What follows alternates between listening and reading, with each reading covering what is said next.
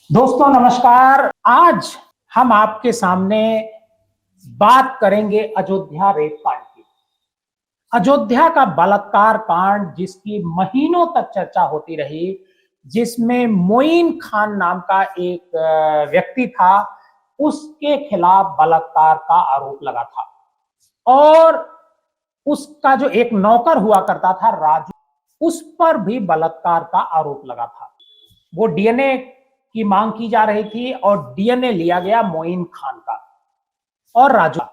राजू की DNA report तो काफी पहले आ चुकी थी, जो मैच कर गई थी उस लड़की से, लेकिन मोइन खान की जो डीएनए रिपोर्ट है वो भी आ गई है। और सोमवार को जो अयोध्या पुलिस है उसने कोर्ट में रिपोर्ट दाखिल की है कि मोइन खान का डीएनए मैच नहीं किया है। मतलब साफ है कि मोइन खान बलात्कार में शामिल नहीं था।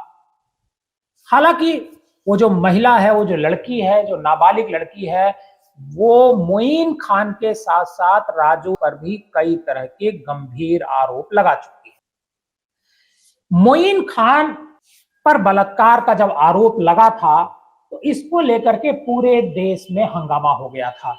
ये घटना इसी साल 29 जुलाई की है और 29 जुलाई को अयोध्या के जो कलंदर पूरा कलंदर थाना है उसमें 12 साल की एक बच्ची के साथ रेप की घटना होती है।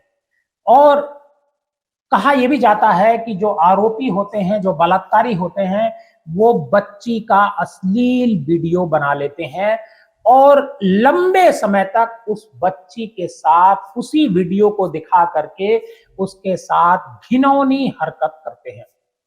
और जब बच्ची जो है 2 माह की गर्भवती हो जाती है और जब उसकी माँ उसको अस्पताल में लेकर के जाती है, जब उसे पता चलता है कि उसकी बेटी गर्भवती है, तब इस मामले का खुलासा होता है। और जब ये बात मीडिया में आती है उसके साथ ही पूरे देश में इसको लेकर के चर्चा हो जाती है। और जो लड़की होती है उसका जो पूरा परिवार होता है वो आकर के मुख्यमंत्री योगी आदित्यनाथ से मिलता है लखनऊ में और अपनी पूरी कहानी सुनाता है। और उसके बाद जो मोइन खान है, जो वहां पर बेकरी का काम किया करता था, उसकी बेकरी की फैक्ट्री थी, बिस्किट और बंद इस तरह की चीजें उसके यहां बना करती थी, उस पर बुलडोजर चला दिया गया। जो अयोध्या विकास प्राधिकरण है और जो बाकी एजेंसियां हैं उन्होंने ये बताया कि ये जो बेकरी का जो निर्माण हुआ है ये अवैध तरीके से हुआ है और उस पर बुलडोजर चला दिया जाता है और उसे ढहा दिया जाता है। उस बुलडोजर एक्शन की भी खूब चर्चा होती है। हालांकि जो समाजवादी पार्टी के नेता हैं अखिलेश यादव, वो लगातार इस बुलडोजर एक्शन के खिलाफ बात करते हैं। और यही नहीं, अखिलेश यादव भी डीएनए जांच की बार बार मांग किया कर रहे थे, लेकिन डीएनए जब जांच हुई तो उसकी रिपोर्ट आने में कई महीने लग गए। मतलब 29 जुलाई की घटना है और अक्टूबर शुरू हो गया कि डीएनए रिपोर्ट आई, जिसमें यह बताया गया कि उसका मोइन खान का जो डीएनए है उस लड़की के साथ मैच नहीं किया। सवाल ये उठता है कि अगर मोइन खान का जो डीएनए है वो मैच नहीं किया, फिर मोइन खान के खिलाफ जो एक्शन हुआ, मोइन खान का जो बुलडोजर से घर तबाह कर दिया गया, उसका जो फैक्ट्री थी वो तबाह कर दी गई, क्या उसे वापस दिलाया जा सकेगा?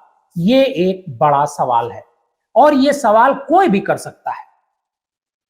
उत्तर प्रदेश में बुलडोजर एक्शन, क्या पूरे देश में बुलडोजर एक्शन को लेकर के सवाल उठते रहे, लेकिन कई जगह बुलडोजर एक्शन सही भी हुआ है। क्या उत्तर प्रदेश के जो मुख्यमंत्री हैं उनको गुमराह करके कोई कार्रवाई की जा रही है? ये उनको बदनाम करने की कोई साजिश है क्या? क्योंकि जब भी कोई कार्रवाई होती है तो बता दिया जाता है कि मुख्यमंत्री जी की तरफ से, मतलब मुख्यमंत्री जी की मंशा के अनुरूप ये सारा कार्य हो रहा है। अब सवाल ये उठता है कि क्या मुख्यमंत्री जी किसी गलत व्यक्ति के खिलाफ कार्रवाई की अनुमति देंगे? आपको एक ताजा घटना बताता हूं। बीजेपी के एमएलए हैं अनुराग सिंह। उनका एक कॉलेज चलता है लखनऊ में और वो गलत तरीके से एक महिला की जमीन पर कब्जा करके उन्होंने अपना कॉलेज बनवाया था और गलत तरीके से उन्होंने उस पर लाइसेंस लिया था, मान्यताएं ली थी आयुर्वेद विभाग से, गलत तरीके से मान्यता ली। और जैसे ही ये खबर मुख्यमंत्री जी को लगी, उस महिला ने जाकर के मुख्यमंत्री जी को बताया। मुख्यमंत्री जी ने खुद उस मामले की जांच का आदेश दिया और जांच के बाद वो जो कॉलेज है उस कॉलेज का लाइसेंस रद्द करने का आदेश उनकी तरफ से दिया गया।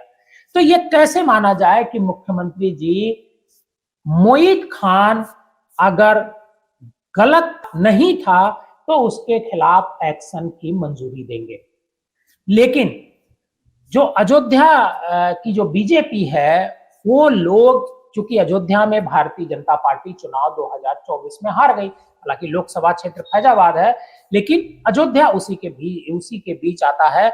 और चुनाव के नतीजे आने के ठीक 2 महीने बाद ये घटना प्रकाश में आती है, जिसमें कहा जाता है कि एक निषाद समुदाय की एक बच्ची होती है, उसके साथ गैंग रेप किया जाता है। मतलब उसके साथ लंबे समय तक कुछ लोग बलात्कार करते हैं और लड़की की उम्र होती है 12 साल।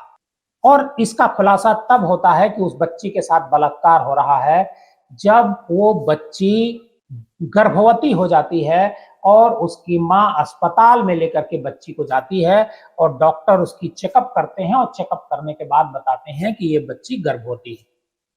तब वो बच्ची बताती है, पूरा घटनाक्रम अपनी मां को सुनाती है और मां जो है अपने और परिवार वालों को बताती है और ये जानकारी भारतीय जनता पार्टी के कुछ नेताओं को होती है और बीजेपी के नेता इस मामले में एक्शन के लिए सामने आते हैं।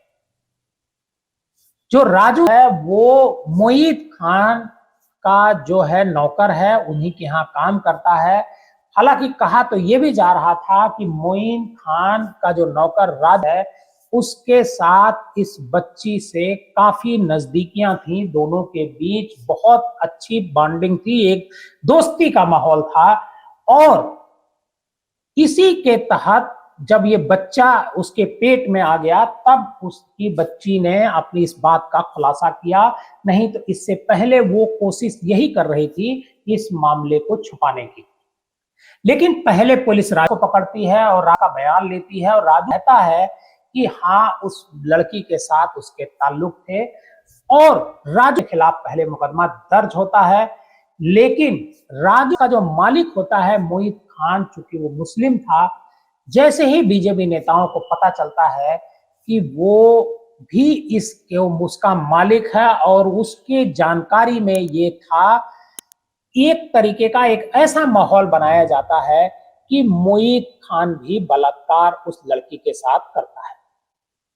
मीडिया की एंट्री होती है और मीडिया इस पर बड़ी बड़ी खबरें दिखाने लगता है कि बलात्कार एक मुस्लिम जो बुजुर्ग आदमी है वो एक बच्ची के साथ बलात्कार करता है।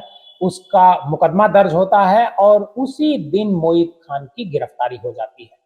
मोईद खान को गिरफ्तार करके जेल भेज दिया जाता है। उसके बाद जो भारतीय जनता पार्टी के नेता हैं उनका वहां पर लड़की के घर पर आने जाने वालों का तांता लग जाता है। जो संजय निषाद हैं, मत्स्य मिनिस्टर हैं, वो जाते हैं और चूंकि वो लड़की निषाद समुदाय से आती है इस वजह से सबसे पहले संजय निषाद वहां जाते हैं। और जब संजय निषाद वहां पर जाते हैं तो रोने लगते हैं और पत्रकारों के सामने, मीडिया के सामने वो रोते हुए अपना दर्द बयान करते हैं कि एक निषाद समुदाय की बच्ची के साथ किस तरह की घटना हुई। बहरहाल ये सारी घटना हो जाती है, जांच होती है। अब जांच में मोईद खान का डीएनए मैच नहीं किया है।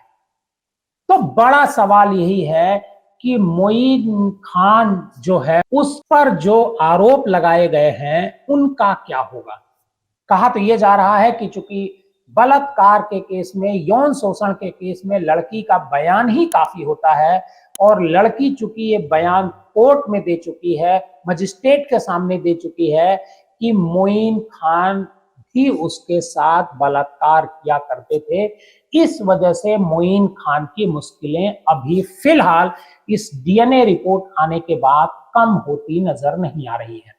लेकिन ये सवाल तो आज की तारीख में सबसे बड़ा है ही कि क्या मोइन खान का डीएनए मैच नहीं किया, इसके बाद भी उनको क्या इस बच्ची के साथ बलात्कार का जो मुकदमा है क्या उनके खिलाफ चलेगा?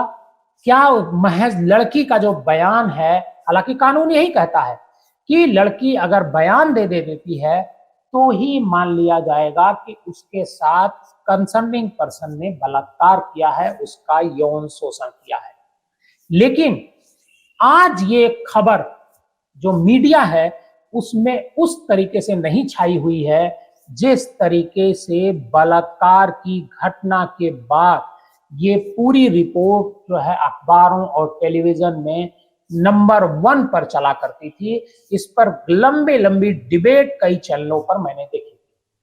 लेकिन आज जब मोइन खान की रिपोर्ट आ गई कि वो डीएनए उसका मैच नहीं किया है, उसके बाद इस पर कहीं कोई चर्चा मैंने नहीं देखी है। तो आखिर इसको क्या माना जाए? क्या जानबूझ करके एक एजेंडा चलाया गया है? क्या जानबूझ करके एक मुस्लिम को परेशान करने के लिए उसके खिलाफ एजेंडा चलाया गया है ताकि एक माहौल बन सके? ये सोचना काम आपका है। आज की रिपोर्ट में बस इतना ही है। आप अपना ख्याल रखिए। धन्यवाद।